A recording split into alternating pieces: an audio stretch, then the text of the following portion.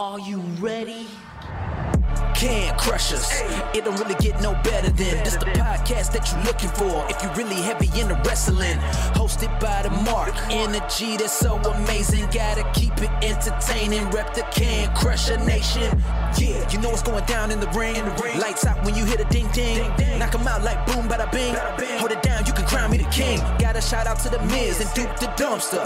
We choke slamming everybody, power driving, hit 'em with a face buster. Yeah, this the show you need and it ain't no need for waiting. Mark, hold it down for the Can Crusher Nation. All about wrestling and keep it entertaining. Can Crushers Wrestling Podcast. Time to break them, let's go.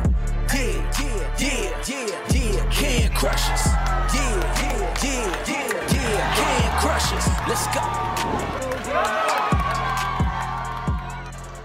It's Miss Reality, Maddie Runkowski, and you are listening to the Can Crushers Wrestling Podcast. I mean, it's not as real as me, but you could listen to my episode. Ladies and gentlemen, welcome back to another Can Crushers Wrestling Podcast. I am your host, Mark the Mark Martinez. Maddie Runkowski, Ren Sinclair, however you know her, she was on the podcast. That's what we do here on Can Crushers. We grab independent wrestling stars and make them famous. No, God, you do not even say that, Mark. But guys, I am uber excited to have my guest on this week.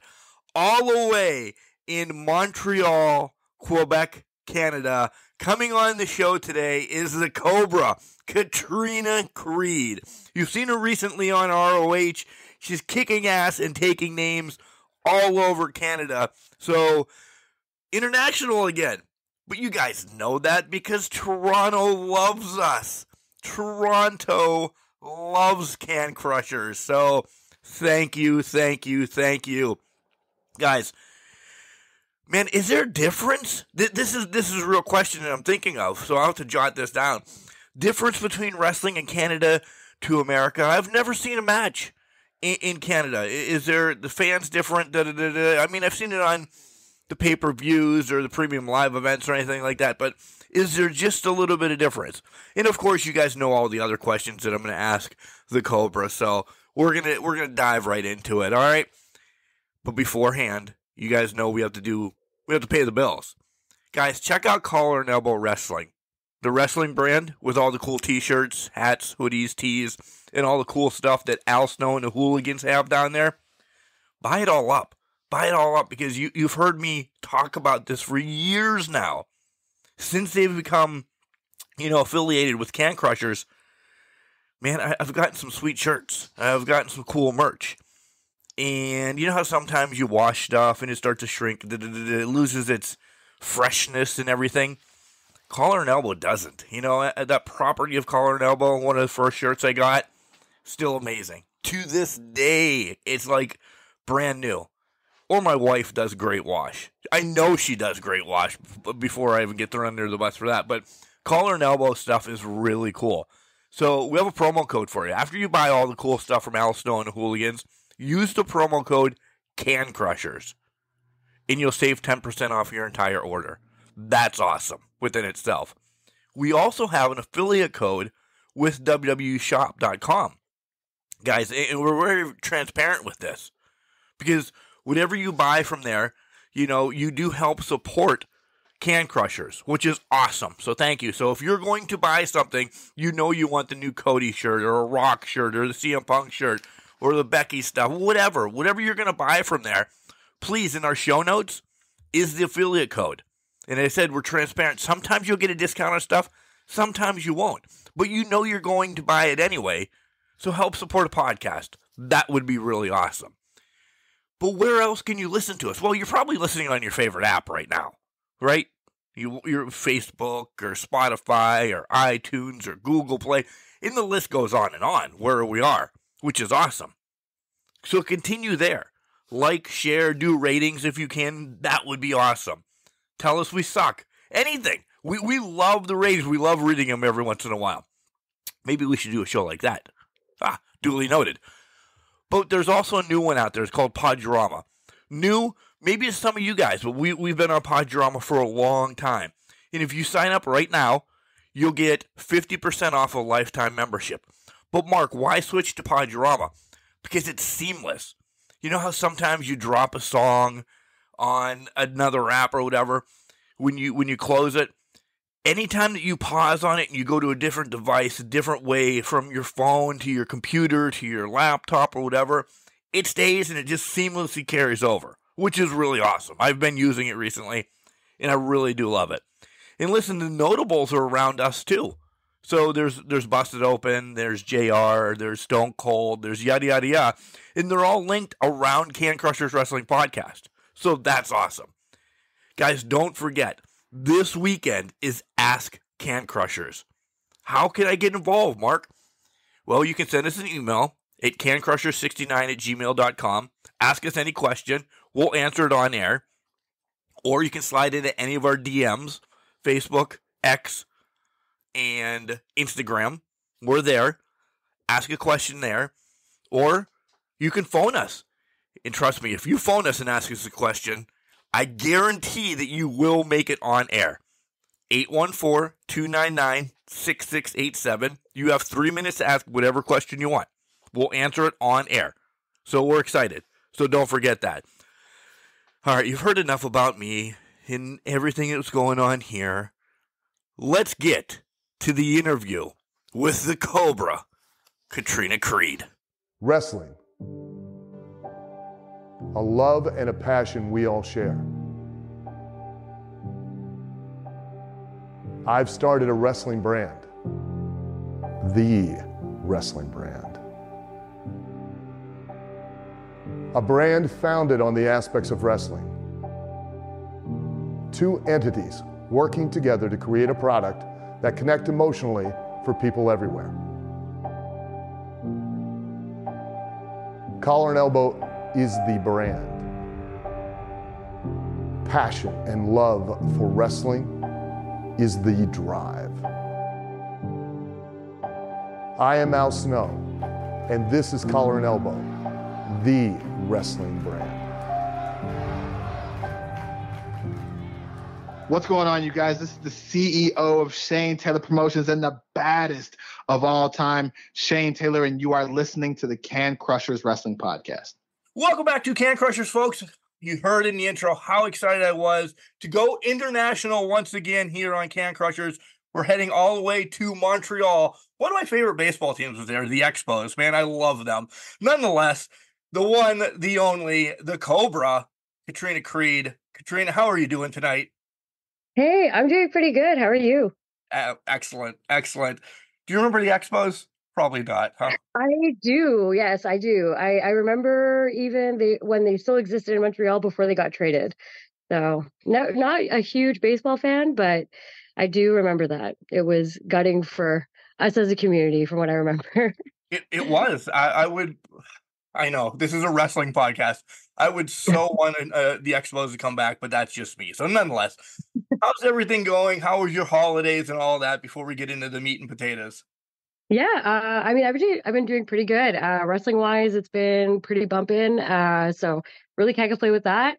Had a restful holiday season for the most part, other than this crazy match I partook in on New Year's Eve. But other than that, it was pretty relaxing, which was nice for a change of pace. How were your holidays? Crazy. As a garbage man, no days off, and you're like, I don't care about your job. But yeah, it's just work. And, yeah, crazy from one family to the other family. You understand.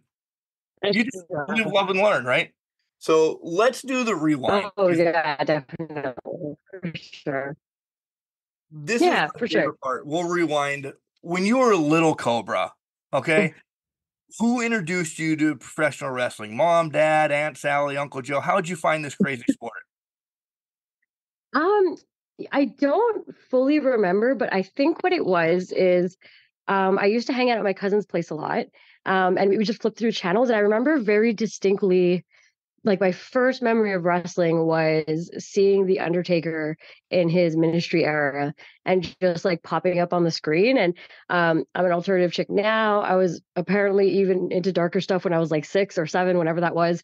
And I was just like drawn to him. So I remember being really um, just enthralled with what I was seeing. And that is like my first like memory associated with wrestling. And of course, when I was a kid, The Undertaker was one of my favorites. So yeah, it was by chance. I don't think my cousins in particular were into wrestling. We just kind of watched it together, and it stuck a bit more with me than it did with them. My grandfather was actually really into wrestling too, so I wonder if maybe he was watching it with me when I was younger and I just don't remember. It's very possible. But he was really into wrestling, and some of my older cousins were too. So maybe I was exposed to it at a younger age and I don't remember. But yeah. The Undertaker, the Ministry of Darkness. By the way, that era of Undertaker doesn't get enough love. That's one of my favorites. I know. Hanging Steph up I on the know. cross. Yeah. I really dug it, especially as a kid. Yes. I remember seeing that as a kid and being like, what the hell? Like, I thought they were legitimately sacrificing her. And I was obviously scared for her, but I'm like, wow, this is crazy. Like, what's happening? Yeah, crazy moments during that era for sure. Yeah, I was teens, high school, and it was kind of freaked out for me. So being 6, 7 years old, you're like, what is this? Yeah. Yeah, it was crazy. So you brought up The Undertaker as some of your favorites, but who else did you kind of transition to as a child? When I was a kid, I loved the Hardy Boys. I love Jeff Hardy and Lita in particular. They were really my favorites. I was so mad whenever they lost the TLC matches. They lost both of them. I was pretty pissed. And it made me hate Edge and Christian for a while. But I was really into them. Of course, like everyone loved The Rock, Stone Cold, of course, right? Which kid didn't love them? They were two of my favorites for sure. Um, Even now, I think The Rock was just so hilarious on his delivery when it came to promos and stuff like that. There's just bar none. There's not many that are cut out like him when it comes to delivering promos. So he was just great. Those are some of my favorites growing up. As a kid, that obviously changed as I got older. I kind of, still have love and respect for them, but I ended up loving and being inspired by other wrestlers as I aged. But yeah. We'll get to those, I'm sure. I'm sure we'll get to those. So, talk a little bit about your background before you made the transition into wrestling, because you were kind of building yourself up for wrestling no matter what, right? I mean, I guess wrestling is always something that was in the back of my mind. And it was always something I thought I could do, but I thought it was just that kind of a fantasy. So like, it was something I always thought about and entertained here or there. And I just never really, I just kind of went through my life doing other things, thinking, oh, it would be cool if, not thinking I would actually end up doing it. And because I started quite late, I started in my late 20s. And I thought I would just try it, and I maybe wouldn't even like it, but I was like, oh, maybe I'll give it a go. And I ended up loving it. So I don't know if I was really, I don't know if I was really preparing for wrestling consciously. Maybe unconsciously through my experiences and stuff like that. For sure, I learned a bunch of things that are useful in wrestling. Um, but yeah, I can't say that I was consciously building up to that.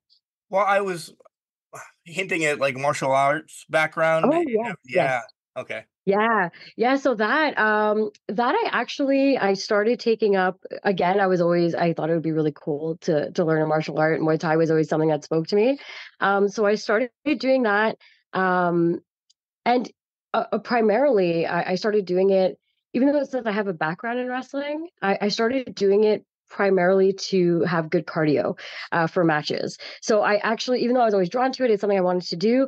I did it primarily just so I could keep up in matches, because believe it or not, you need a lot of cardio when it comes to wrestling. You really do. You really Yeah. do.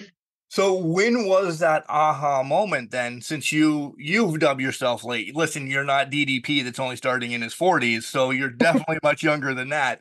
When was that aha moment? You're like, I'm doing this wrestling thing.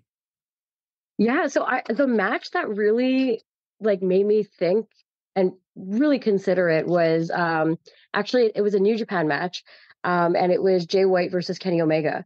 And I was in school at that point, so I took like a studying break. I was following JR, who just like was commentating on different matches for New Japan at that point and posted that. So I was like, oh, this looks cool. And it was such a great match. I was really into it from beginning to end, and it was a really long match. I think it was like 30 minutes or 40 minutes. Like, it was a long match, and I was glued to my screen from beginning to end. And I was like, man, this is still pretty freaking badass, you know? Like, I wonder if maybe I'll give it a try, you know? So I actually, coincidentally, um, I actually worked with my coach at a cafe. He was my manager. And years before, he was telling me that he was opening up like a wrestling school and how I should try. And I'm like, yeah, you know, it could be cool. And I just never thought about it fully until then. And I was like, yeah, I remember like Andrew had that school. I wonder if it's still going on. So I sent him a message. And then he just told me, he's like, yeah, you know, come in for sure. We're still doing it. And after the first class, I loved it. I just was so into it from the get-go. And that was it. So you're picking the school wasn't that hard. That was usually the next question. Like, how many schools did you look at before? But it was like gift wrapped for you. Yeah, pretty much. Like, there's actually a few other schools around here. And at that time, I think there was only one other school called Torture Chamber. And that's actually the school that came up when I was like researching schools, until I thought I remembered Andrew. And then when I messaged him, I'm like, well, I already know him, so I may as well just go there, you know? Right. So you said after first day, you were like, oh, this is nothing. Did you walk in with it? Because training stories are almost better than match stories sometimes. Did you walk in with a little chip on your shoulder that, hey, I got this, and da-da-da-da-da? But week 2, you're like, holy moly, I'm out. I gotta say, I actually was able to keep up with the trainings, which we also were being trained Magic Matt Menard in AEW currently. And around that point, he had just gotten signed to WWE. So he was actually giving us the cardio workouts they would do for the tryouts, and they're pretty freaking insane. But somehow I was able to keep up with it. There were some people, I heard stories of people puking and just quitting part way. And it's weird. I wasn't ever really crazy athletic, but I was able to stick with it. And I think I was just so driven to prove myself. I guess I kind of did have a chip on my shoulder. I wanted to prove myself. And I wanted to keep up with the guys. It was primarily guys at that point, right?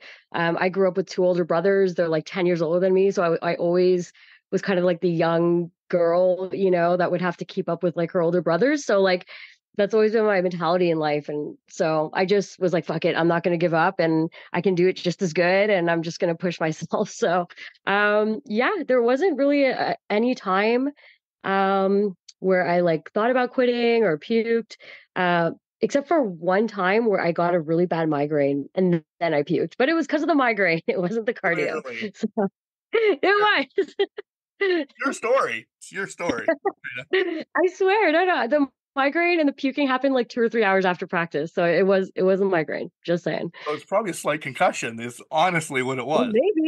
maybe I thought about it, but I asked Matt Lee, my coach at the time, and I'm like, man, I thought it was a concussion at first. And I'm like, I don't remember hitting my head. I'm like, did you see me hit my head like at some point? And he's like, no, like no, everything was fine. I actually went to go see a doctor a couple days later to be safe, and he's diagnosed me with a migraine, supposedly. So, but it's always one of those things where I'm like, I wonder if I got a concussion somehow, and it came later. I'm not really sure, to be honest. Yeah. So I'm a gnat. I forget questions, even though I write them down. When you tell your family, hey, I'm getting into professional wrestling, what do they say? I don't think I told them right away. And it was probably when I'd been training for a couple months where I like opened up about it. I think my family has gotten used to me as a person, in the sense that, like I'm Good, bad, or Indian, ugly, you know, right? what's that? Good, bad, or ugly, right? And I don't mean any of that mean, but yeah.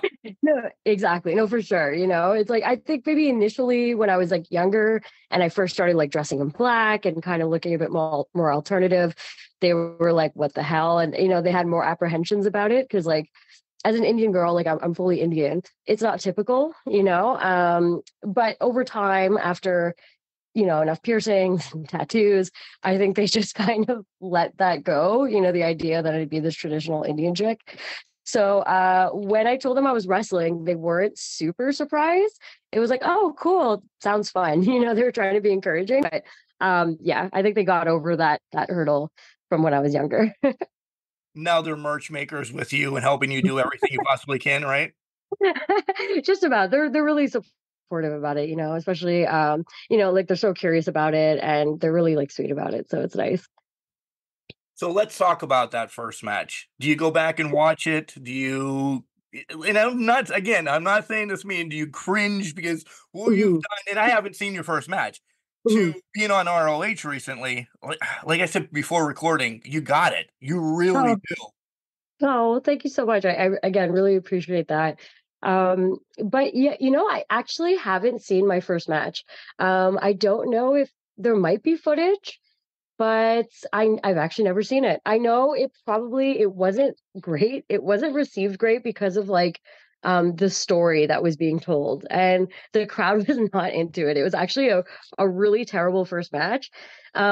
Essentially, just to give you kind of context, what the story was is that I was managing someone who I was dating at the time, and he was a heel, so we were like both heels, and pretty much he was up against this like super white meat like babyface guy named Frank Milano, and we just kept like screwing him over essentially out of like championship shots. Like we did crazy, we put this guy through a table, like we like broke a beer bottle over this guy's head. Like there were so many, it was like really elaborate. And so at some point, there was kind of a setup where, okay, now you're finally going to get a shot at this title, and there's not going to be any sort of interference and whatever. And it was kind of like it was essentially a trick, okay? Because like essentially Frank Milano comes out, but it's not Fernando de la Cruz, the guy I was managing. It's me, right? The manager. And people were not freaking happy because we got like nuclear heat when we were there, and they were not happy with that stipulation at all. And yeah, like, and Frank Milano being the good guy, he doesn't want to hurt a girl, and they want me to get my ass kicked at this point. So they were just like, they were like booing me, and like they're like, what the fuck are you doing here? And then booing him because he wasn't like hitting me. It was kind of a disaster, actually. It was a disaster. So yeah, I remember in retrospect it was a disaster. I don't know if I want to see it, to be honest. But honestly, even now I've gotten better with it. But like up until recently, any match of mine that I'd watch, I'd usually cringe. It's really difficult for me to watch my matches. But obviously, it's very important to know what you're doing right or wrong and to correct yourself, because it's totally different doing something like, in person, whatever, and then seeing it on camera. You think it looks one way, you think it looks great, and then on camera, it looks like shit. Or vice versa. You do something, you're like, that probably looked like shit, and on camera, it's like barely noticeable. So it's really important to watch your matches back, which I've been doing for like most of my matches when I get footage. I'm cringing less these days, but sometimes I'm still like, it's tough. If you find footage of that whole first drama, and I will not say anything about your action or anything, if you're getting white heat on your first match, pissing people off, you're over already. I could only imagine. That sounds the Booker brilliant. Yeah, it was a really great setup. I can't say there's usually much like that on the indies. Usually maybe there's mini storylines or it's just like random matches.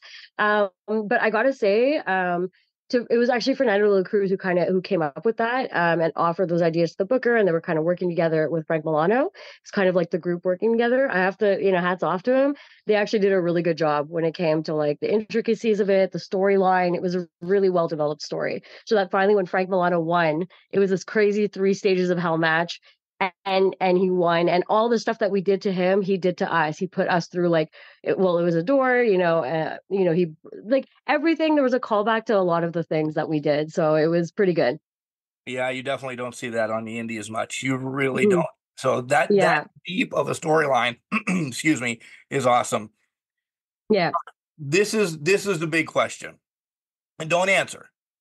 Who is the Cobra Katrina Creed? So before you answer, I Mhm. have 3 wrestlers after watching a couple matches who Mhm. I compare you to. Okay. 1, Victoria.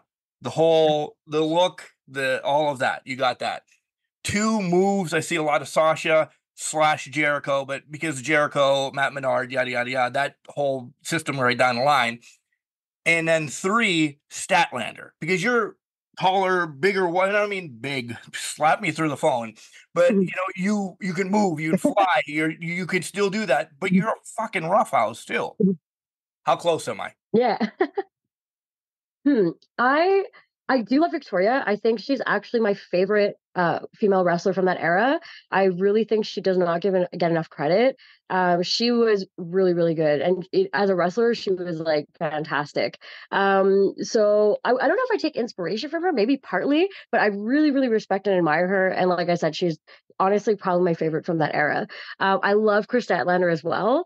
Again, I don't know how much inspiration I take from her, but I love her. I love what she's doing. I think she's such a badass, and I just love her style and how strong she is, and built, and yeah, just straight up a badass, hard hitting. I love that. Like I really try to um, obviously use that as a wrestler. Like I don't really want to be light about anything. I want it to look legitimate and real. I love Jericho. I love Jericho a lot, so it would make sense. And Sasha Banks too. She's also a really excellent wrestler. I wouldn't say I take inspiration from her, but I definitely respect her as a wrestler for sure. Who are the 3 So that I don't know, kind of a mix. you don't know the 3 that you would pull up? Oh, for myself? Yeah. Oh, for myself? Well, I don't normally pattern myself after any one wrestler. I take inspiration from a lot of different wrestlers. But recently, I started because I typically get booked as a heel just because the way I look and stuff like that. I'm alternative and whatever. So You're the usually I get Cobra, booked as, for God's yeah, sake. yeah, right. That doesn't help. It No. doesn't help at all. So I actually started watching more Jay White matches because he is a great heel. He's a career heel as well. And a lot of the stuff that I see online, when they relate to like, a lot of comments when they talk about like his style and stuff, they just say he's really a good counter wrestler, and he moves like a snake, right? Which is my gimmick. So I'm like, well, like maybe I should look more into like this guy and what he does, and look kind of like pattern myself a bit after him. And I realized there's some stuff that I've been doing like him without realizing. It's not like it was intentional. It's just how I move sometimes with certain things. It's similar to how he does stuff, but I'm trying to pattern myself more after him. Just because he's very slimy and sneaky, and um, I feel like sometimes I don't get enough heat as a heel, and sometimes I have people cheering for me, even if I'm doing really underhanded stuff. They still sometimes cheer for me, and I'm really trying to find a way to make people hate me more. So hence Jay White. So I'm definitely patterning myself after him a lot. I don't know if I'd say I'm in. Well, maybe I really do love Rhea Ripley a lot. Um, and so I do take a lot of inspiration from her, just to be like kind of like that strong, like similar to Statlander, like you were saying, just like that strong, hard hitting girl who's a powerhouse. Like I try to incorporate that in there. Um, but yeah, there's just so many people I'm constantly trying to learn from. I think there's so many great wrestlers out there that can offer such a great wealth of knowledge, that I'm always just kind of, there's not any one person typically. Okay. In your tape study, how far back will you go? Will you only go to like the Ministry of Darkness? We go 70s, 80s, Gotch era? How far are you going back? Well, I'd say mostly I do like modern stuff, 2000s, maybe a bit of 90s. But sometimes, based on my coach's suggestions, he's really big into like more 80s wrestling, 70s and stuff like that. So I'll watch some of his suggestions sometimes, and I'll go that far back based on that. It's not something that I am super familiar with. 80s obviously more so, 70s and stuff not really. But based on his suggestions, I'll watch that stuff too for sure. All right. So let's take a little bit of a break from wrestling and do the nerd stuff and, the silly questions that I pre-warned you about, essentially. So day off. You're not doing wrestling. You're not going to the gym. You're taking a legit day off. What are you doing? Oh man, I don't know if there's really an off day as a wrestler, to be honest. Right. Like seriously, if I'm not, I'm almost always doing something related to wrestling, primarily. If it's not training and like working out, it's like going to wrestling practice. If it's not that, it's actual shows. If it's not that, it's podcasts. If it's not that, it's making content. If it's not that, it's studying tape. If it's not that, it's working on promos.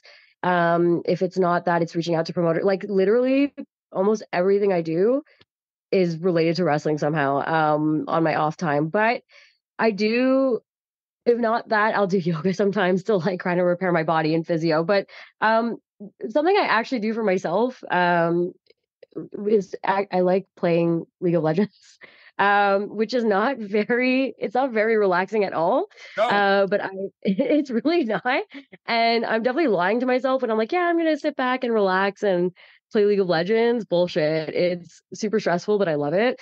So I love playing League. Um, I love hanging out with my cats. Sometimes I'm not super social. People are surprised to hear that, Wow. but yeah, I'm more of an introvert for sure. Like I definitely like to spend time on my own and recharge my batteries, but I do like occasionally going out with my friends as well. But I do need time by myself for sure, because in wrestling, you're around people constantly, and my job as well. You're always talking to people. Uh, um, so yeah, that's usually it. I started getting into Big Brother recently, which I'm not into reality TV. But My I favorite love, one. yeah, okay. Yeah, Big Brother's awesome. Like I really am not huge on reality TV typically.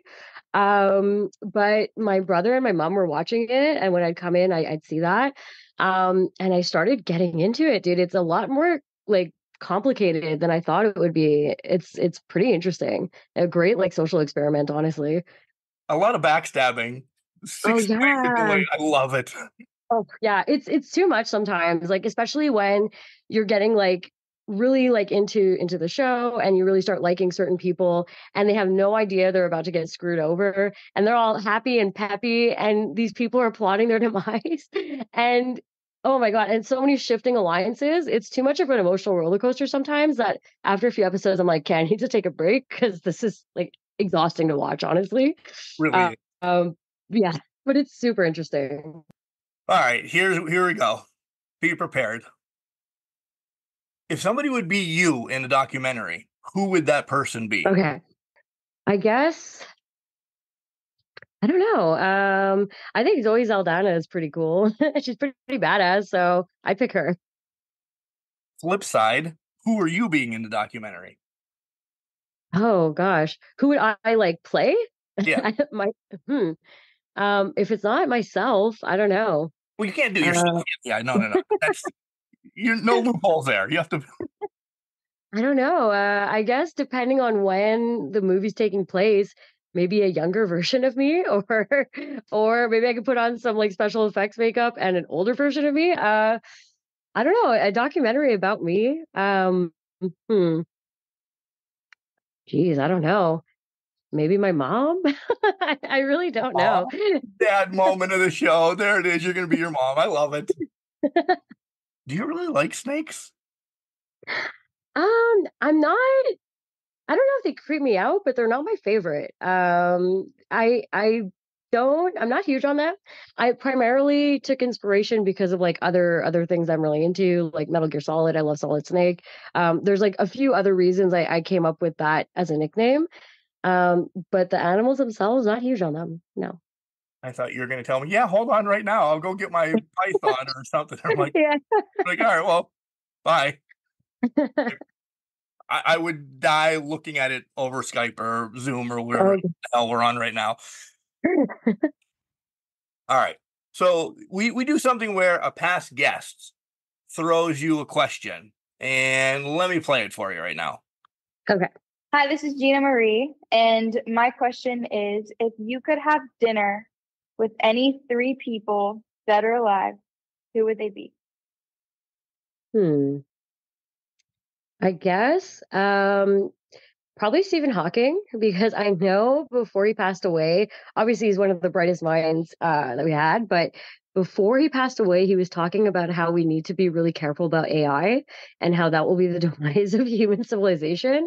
And considering how rampant it is already, I'd like to just hear his thoughts on that and just place him in this context and see what he would say about it. Also, just pick his brain about other stuff he might know about the universe, because clearly this guy knows what's up. And I'm pretty interested. I used to be more so, but I'm still pretty interested in just like space in general, just the idea of like what reality is. Just those kind of topics are very interesting to me. So I'd like to pick his brain about that as well. Um, Other than that, I would say Jay White because I'm very interested in him as a wrestler, but I'm so nervous around him that I don't think I would be able to say anything. The 2 times I've met him, I just kind of shut down. So I don't know. I don't know if I want Jay White there. I wouldn't be able to talk to him, I don't think. So maybe not him. Let's see. Maybe Matt Lee, my trainer. It's been a while. He's hilarious. He's a really funny guy. What you see on camera is more or less how he is. Obviously a bit more dialed down, but he's a super funny guy. So it'd be nice to catch up with him again. And I guess like maybe my dad as well. He passed away last year, so it'd be nice to just be able to say hey to him again. You hit all 3 levels. You hit the inquisitive one. You just pulled the heartfelt one out. I love you now, by the way. So that's awesome. And then you're definitely gonna have dinner with Jay White. Matt, for sure. Whatever. Go grab a burger with him. But you and Jay White, listen, it's gonna happen, right? Oh God, I don't know. I don't know if I could take it. You're smitten a little bit, huh? I'm sorry. Yeah, it's just, like he's really like the guy out of the 2 in that match versus Kenny Omega and Jay White. Like it was primarily him. I was really drawn to his wrestling and his character. And yeah, I'm not normally starstruck, but when it comes to wrestling, I definitely am, because I guess as a wrestler, it's just, this person's doing what you're doing, and obviously you're you just want to learn everything about wrestling and about them as a person and whatever. It kind of adds a different layer. So yeah, definitely starstruck when it comes to Jay White. Oh, I get it. As a ring announcer, I get to announce, the locals and everything, but then once in a while we bring somebody in. One of the times we brought Doink in, and no disrespect to Doink, but it's Doink the Clown, right? Yeah. I was just sweating. I'm like, this is Doink freaking the Clown, and I get to announce him tonight, yada, yada, yada. So I completely understand. I'm a mark. I really am a mark. I meet you someplace, someone would be like, Katrina, and you're like, oh God, this guy. I get it, though. Yeah.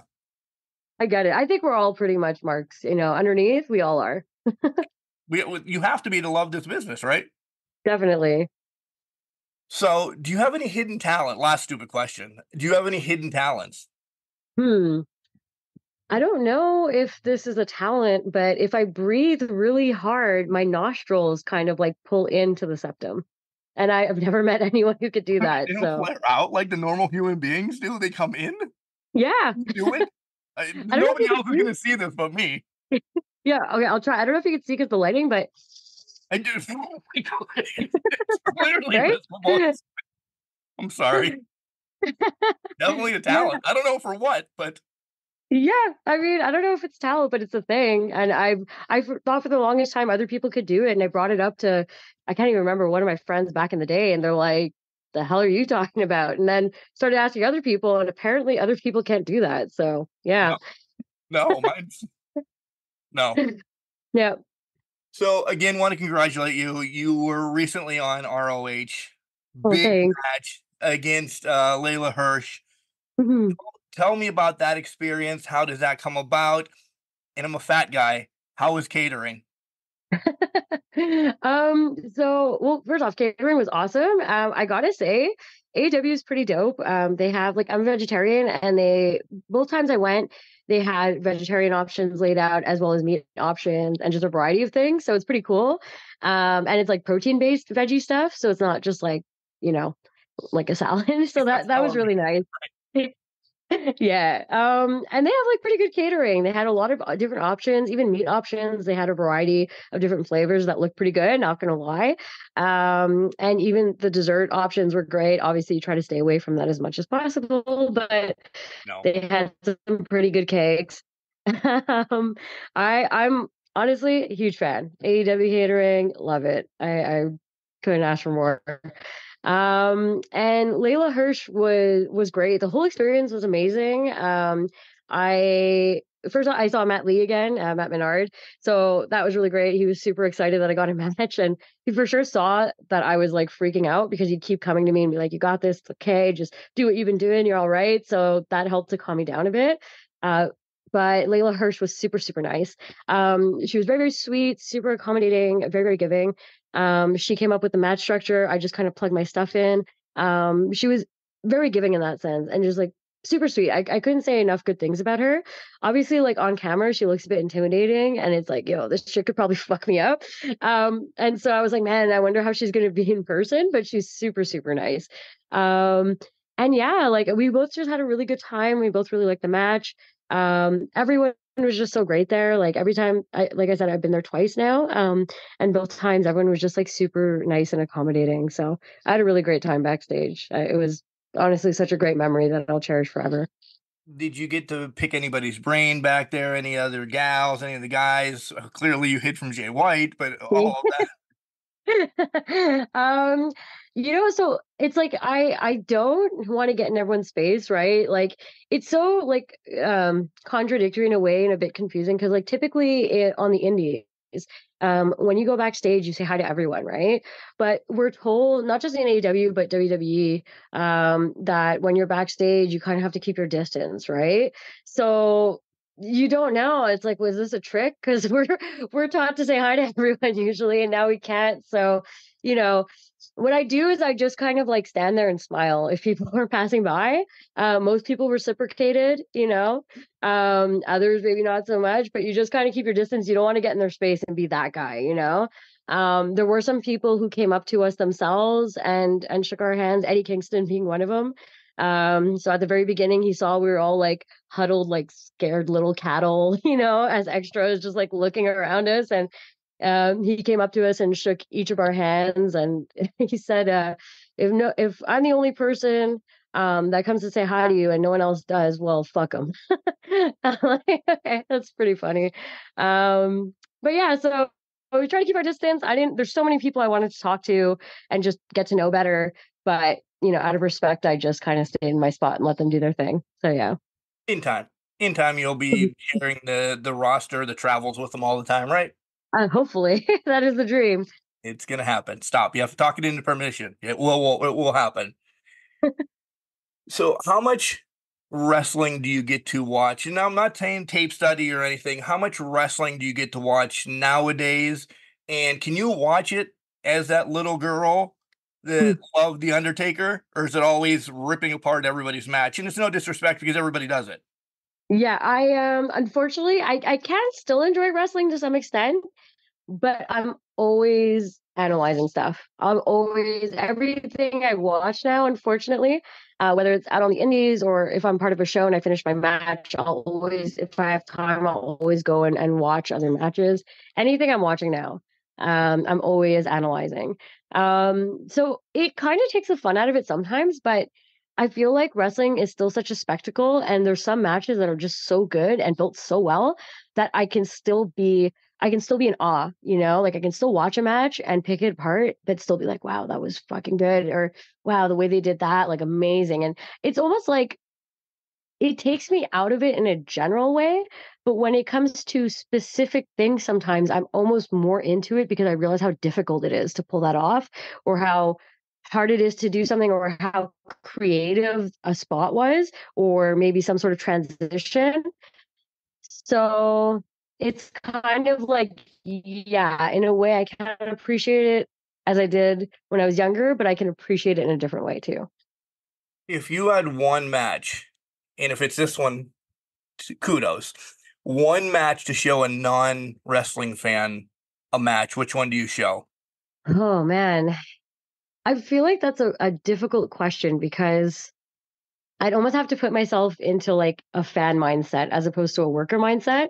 Because I feel like the match that I would want to show as a worker would probably be different and probably would not appeal as much to someone who maybe doesn't know wrestling. Geez. I thought you were really going. I thought you were going to go White Omega right off the bat. That's why I thought it was going to be an easy question for you. No, I feel like that was such a niche thing, and there might be some people, that would be drawn to that, but it's just I'm trying to actually think of if like I had to show someone a match to really get them drawn into wrestling, and they have no idea about it. Um, I mean, it would probably have to be something with like one of like the top guys, right? Something with like Hogan, or like Austin or The Rock or anything, because there's these bigger than life characters. You'd have to give them the build up to it, right? There'd have to be a build up. It couldn't just be the match. Something involving them that could really bring them in because they were the top draws for a reason, Yeah, I'd have to go with something involving them. That's good. I love it. Wrestling in Canada compared to US difference. What do you see different?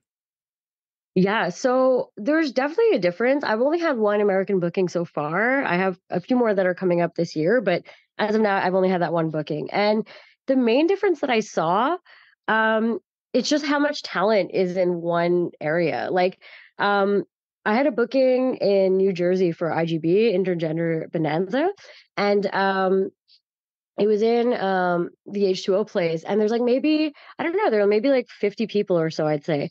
But it's just the amount of talent that was in that backstage area, for like a smaller show compared to maybe some of the bigger shows where there's maybe a few hundred or whatever was kind of crazy, like Marcus Mathers was there. Um, Zeta Steel.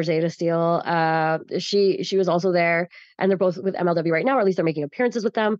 Nick Wayne was just hanging out backstage, and he was just there. He wasn't even on the show. He was just hanging out. Stu Young was there from Impact. All super super nice people.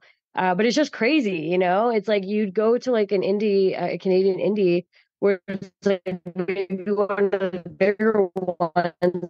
There's like a few hundred people, and there's not that much talent, maybe even for those shows. So that was like pretty crazy to see for sure. Okay. All right. Here's the toughest question you're going to get on the show. Okay. If you could change something in professional wrestling, what would you change? Because there's stigma, there's this, there's that. You understand where I'm going. What would you get out of professional wrestling if you could wave your wand and get one thing out? Oh man. So unfortunate to say, but there's a lot of like sleazy people sometimes in wrestling. More so like I'm a metalhead and I hung around the metal scene for a while. I wasn't in a band, but I had a lot of friends who were in bands. And maybe it was the time frame, but like I never heard of as much like crazy shit happening in the metal scene versus like here. There's a lot of like weird sleazy kind of stuff happening sometimes. Not everyone, of course. There's a lot of good people as well. But yeah, if I could change that, for sure. Yeah, I'm waving the flag with you. It happens all over. We've had a couple of people on just blatantly tell stories. I'm like, whoa, we don't want these completely out there. But yeah, some real heads out there. Mm-hmm. What's the best advice you've gotten behind the curtain? God, I've gotten a lot of good advice. Like a lot of good advice. I think gosh, there's a lot, but if I wouldn't say if I have to pick one, because there's too many I'd have to pick, but one of the ones I'd pick is make sure everything means something. Everything you're doing, make sure it has purpose. Don't just throw a bunch of moves in or a bunch of transitions in or whatever for nothing. Make it mean something and have it build up to something. So the crowd reacts more to it and really understands what's happening and can process it. Yeah. This is not Katrina saying it. This is Mark. I slap Ricochet in the face all the time for that. I love him. He's uber athletic. Yes. I don't need 17 cartwheels to get an elbow. It doesn't do anything to me, right? Yeah, no, I know what you mean, and exactly as you're saying, he's super athletic. God, I mean, I can't even do like 75% of the shit this guy does and probably never could. But that's the thing. It's just like the human brain. It's just if we see too much of the same thing, it gets oversaturated and it takes away from like that final moment or, so for sure. I get what you're saying. But I love him. Again, flip side, you have a little child come up, now not little, but a child come up to you and say, Katrina, you are my Undertaker, you are my John Cena, you are whatever. You have somebody out there. I don't know if you had that moment yet, but it's coming. And they say, hey, I want to be just like you. What advice do you give them? Oh, first off, I have to say I love kids. In wrestling, I'm not even a kid person, but kids are the best part. They're great. But if that were to happen, geez, I don't know. I'd say, well, if you really want to get into it, just make sure whatever school you join has proper coaches that know what they're doing. Have coaches that aren't bad people and have your best interest at heart, which can be hard to do. We're very lucky at our school that we have that. And make sure the school that you go to is well connected, because sometimes it doesn't matter how good you are as a wrestler. It's really important to have those connections in wrestling. It's a lot of it's networking. So look out for those things when you're choosing a school for sure, and don't just join any school. Right? Yeah, don't join one that I have, because Oh. I can teach you to announce or podcast. I don't know anything about it in the ring, so don't come to Can Crushers Wrestling Academy. Okay. Goals for this year in 2024. I just want to wrestle in as many promotions as possible, newer promotions. I want to go to new provinces in Canada, new states in the US, new countries, honestly. So I actually have a few bookings in different states already, which is pretty cool. It's kind of hard to do as a Canadian, especially starting off. So I'm really stoked about that, which is awesome. I'm going to see if it aligns, but I'm going to try to do like a UK tour. I'd like to do it for longer, but it's just hard with the bookings I have now. So I'm going to try to go for like 3 to 4 weeks to the UK and Europe and try to do that in June. So those are like the main things. AEW is coming back to Canada. So I'm going to try to do all the dates. If they accept me, I will do all of their dates. So those are the main goals for this year. 2 years out now, 2026. We're skipping 25. 2026. Where do you want to be? Please do not say a company, because I'm sure any company signs you, you're like, yes. So where do you want to be? A specific company? Well, No, obviously, don't say a no. company, because that's Okay. Well, bad then, news sometimes. Okay. So outside of that, I guess I do really want to wrestle in Japan. And so I'm actually going to try to make that happen by that point. I don't know for how long, like I'd go there, but I definitely want to wrestle in Japan by that point. I want to, again, just expand more in Canada, expand more in the States, definitely have more of a presence in the northeastern United States as well as Ontario, because I feel like, and even the west coast of the US, because I feel like those are the main places you could be seen. Of course, you could be seen anywhere, but there's a huge wealth of talent there. And I feel like there's a lot of talent scouts that go there. So I definitely want to have more of a presence in those areas for sure. Okay. Yeah, I say never name a company, because listen, I know Tony Khan listens, and Oh, Triple H has people listening. They're like, oh, Katrina doesn't want to come here. Well, just cross her off the name. She was going to be signed next week. Never mind. So I always make sure you guys don't say anybody like that. well, thank you. Welcome. I mean, I'm open for any company, honestly. Let me tell you. You're Just ready. saying. Favorite question of mine before it's your time. Your dream match, but I have a caveat for it. Who, what stipulation, and where? Oh, definitely Rhea Ripley. I mean, she's working with WWE, so WrestleMania. I mean, why not? Stipulation. Geez, I don't know. Honestly, let's go no DQ. Let's make it freaking crazy at that point. Let's make it wild. I had you in a cage. I instantly put you in a cage. I don't know why. I thought, as crazy ass as you're gonna be, you're gonna want to go in a cage. That could work. Yeah. That could. Is there a match out there you wouldn't do? I don't know anymore. For the longest time, I told myself I would never do death matches. I'd only do hardcore sparingly and if it called for it, which I still think is important. But I started not willingly, but by chance, doing more hardcore matches. And I like them a lot more than I thought I would. So, which was really surprising to me, but now I'm kind of into it. So a death match isn't out of the question anymore. Not I'm not saying if anyone's listening, don't book it, but like I'm just saying potentially down the line, maybe it's not outside of the realm of possibility. Okay, good. That's what I wanted to hear from you. I really did. All right, this is your time. Give everybody your socials. If they're not following you, they're stupid. Do you have any merch if they want to buy it from you from your socials? And where are you going to be here in the next couple months? Yeah, so you can follow me on Twitter at Katrina Creed, Katrina with a K, Creed with the C.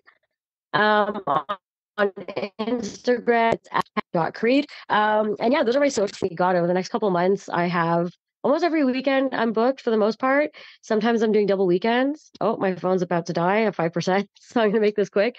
But yeah, so a few feds in Quebec, Ontario. I have some feds in the States that I'll be working for as well. In February, I'll be in New York. So if you're in Albany, I'll be working the diner. And I'll be actually up against Tana James. Primarily will be, I can list off the feds, but if not, you can see on my socials. I have all my bookings there for the next 2 months or so. For merch, I do have 8x10s. They're not fully on my socials, but if you want to DM me, I can definitely show you, my 8x10s and send them out to you. So that's what I got going on. Looking into getting some shirts. There you go. There you go. Katrina, this has been a blast. I know your phone's dying, so we're going to do it quick.